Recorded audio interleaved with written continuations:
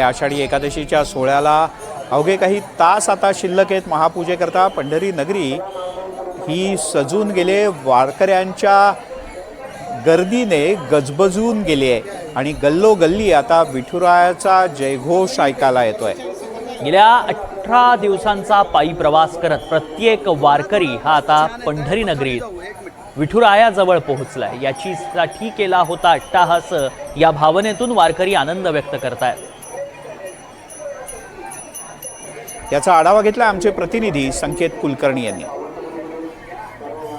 आषाढी कार्तिकी विसरू नका माझं सांग तसे गुज पांडुरंग, याच पांडुरंगाच्या आषाढीचा सोहळा अवघ्या काही तासांवर येऊन ठेपलाय आणि या सोहळा आपल्या नयनी साठवण्यासाठी लाखो वारकऱ्यांचा जो जनसमुदाय, तोच जनसमुदाय वारकरी भक्तांचा मेळा आता पंढरपुरात दाखल झालाय आणि हाच मेळा आल्या आल्या पंढरपूरच्या नगर प्रदक्षिणा मार्गावर आहे।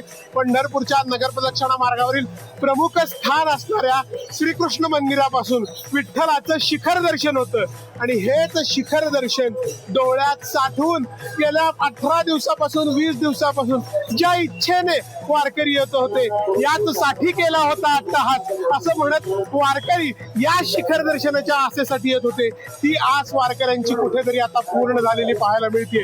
डोईवर तुळस, हातात भगवी पताका घेऊन मुखी विठ्ठल विठ्ठल नाम करत आता वारकऱ्यांना प्रतीक्षा लागलीये ती पहाटे 2:20 सुरू होणाऱ्या आषाढी एकादशीच्या अनुपम्य सोहळ्याची।